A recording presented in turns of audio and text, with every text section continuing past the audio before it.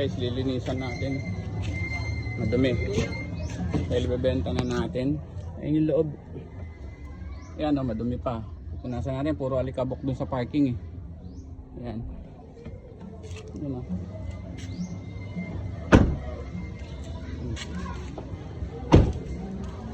Ito yung likod. Daming kalat. Guys, waiting tayo ng buyer. Nilinisan na natin. Yan. Kailang natin yung buyer.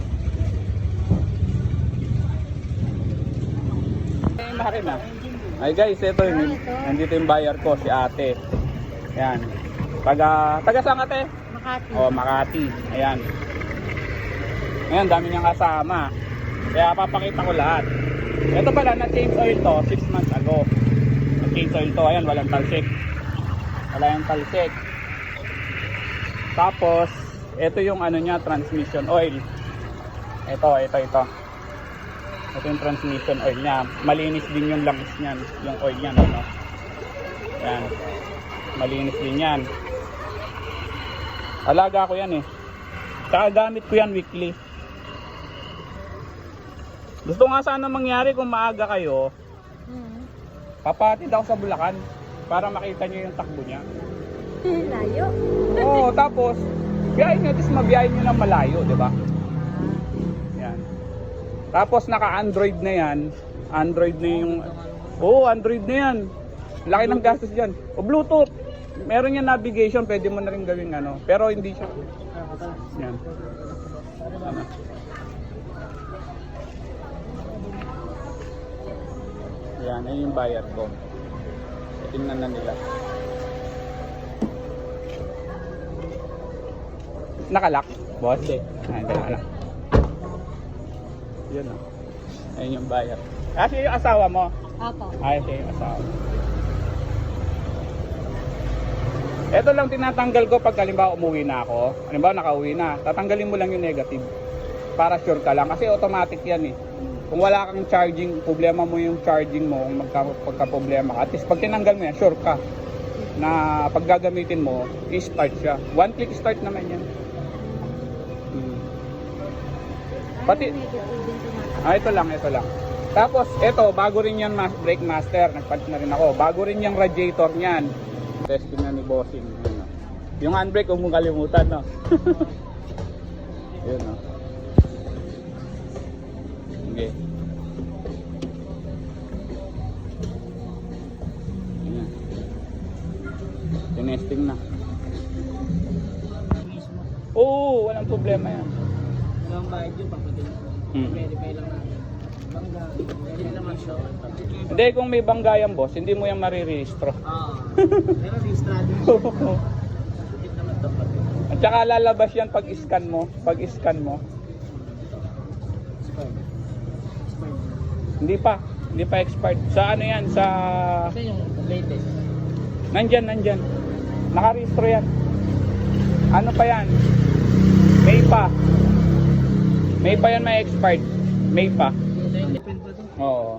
Halimbawa, Second owner ka dito? CR, OR, tapos ID nung nakapangalan sa Dalawang CR. ID. Ayan, dalawang ID. Tapos, firma niya sa deed of sale. Yun. Dalawang nga yung deed of sale, maayos. Oo, maayos Ganda nga yan. lang ID niya, walang expiry. Homeless tsaka Homeless. Sabi ko nga, nabili yan ng 170. Expire naman. 170. Ngayon, nabili niya 170, naka-check engine. Binarahan lang yung check engine sa dashboard. Eh ngayon, tinitirik siya. Tapos, ako nag-ayos yan. Tapos sabi niya, paabutin mo lang hanggang October. Kasi uwi na yung asawa ko, bibili kami yung brand new. Umabot. Tapos yun. Sa akin na binenta. Ayan, gamit ko, hindi yan tumitirik. So, dito yung buyer ko. Tinatawaran nila. Hindi ko yung binibigay sa tawad. Hindi ko na to tutusin niya. Ayaw ko ibenta to. Tutusin. Kasi napamahal na rin sa akin to eh. Kukolekta nga ako na maraming sakyan. Mamimiss ko pa naman to. Mamimiss ko to guys. Naka-Android na to.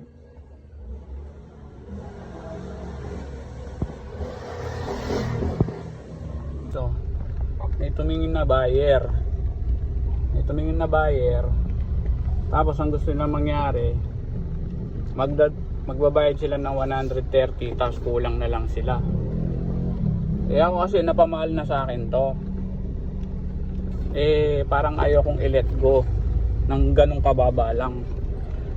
Kasi mangyayari, utangin nila, tapos yung utang tinatawaran pa nila. Pumayag na nga ako na may kulang sila. Ang problema, gusto ng lalaki, mag-asawa kasi sila guys, gusto ng lalaki kunin na kahit na may kulang. Yung babae, pag-usapan daw nila. Sabi ko sa kanila, mas maganda pag-usapan nyo na muna, pangit yung may kokontra. Kasi pangit na pumayag na nga ako ng hulugan na kulang sila, tapos nag-aalangan pa, diba? Eh ako naman, nanghihinayang ako ibenta to. Gusto ko ibenta ko nga to 180 kasi malaki din yung hirap ko dito sa kotse na to Kumbaga nag-take ako ng risk dito nung gawin ko to, tsaka ano ko to take ako ng risk dito sa kotse na to. Tapos ganun lang. Tutusin, laki ng logi ng tunay na bumili dito. Nabili niya to ng 170. Tapos paayos pa. Tapos ngayon binibigay ko ng magkano lang yung post ko, 160,000. Kung ika-cash niya, syempre bibigay ko ng may discount. Problema, hulugan. Tapos binabarat pa tayo. Aray ko. Diba Teng? Aray ko. So yun guys, ginagaray ko na. Parang ayoko na nga rin to ibenta. Ang daming nagchat guys, ang daming nagchat. Pero siguro kung talagang para sa kanila to, para sa kanila. Kumbaga meron din talaga makakuha nito na para sa kanila. Pero para sa akin, napamahal na ako sa kotse na to. Kung lalaki lang talaga sahod ko sa Facebook, hindi ko na ibebenta to. Okay na sa amin to. Bibigay ko sana to kay Rema, sa misis ko, tsaka kay Jansen. Okay na sana to. Parang ayoko na ibenta. Baling may pera pa naman da ako dyan. Kunin mo yung e-bike na. Napamahal na ako dito sa kotse na to. Kaya lang, di naman kasi pwedeng puro na pamahal Marami pa namang kotse dyan Diba? Siyempre, kung unahin natin yung hanap buhay, yung kahit pa paano meron tayong source of income, kahit pa paano konti lang, kahit konti-konti lang, at least may tulong din yun sa buhay natin. Nandun pa yung buyer ko, iniwan ko na, sabi ko pag-usapan nyo muna na maigi. Ayoko nang ganyan, yung pagdating ganyan nag-aalangan sila.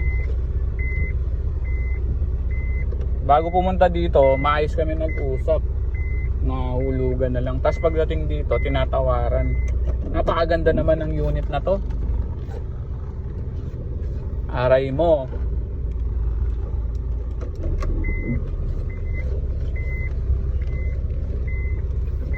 Okay lang, at least nalinisan ko siya. Gumanda ng konti.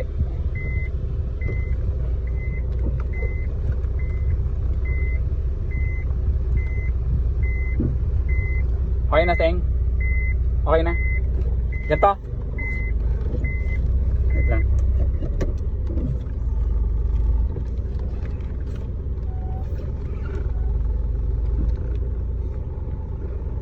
Okay na? Ganda ng auto na to. Logi pa. 160 kung tutusin, 160 hindi ka na logi dito sa kotse na to. Napakagandang deal na. Para maganda sana yung pasok ng bagong taon ko kung magba-buy and sell ako. Ito si Rain pangalan nito Dito kami magsisimula. Kaya lang kung mabigat, ayoko. Mabigat yung magiging buyer ko. No way. Tsaka may pera naman ako, kaya lang gusto ko lang din na mas madagdagan, makabili ako ng mas maganda siguro. Pero maganda rin naman to. Siguro hindi pa yung oras na para sa kukuha tayo ng mas maganda na Teng.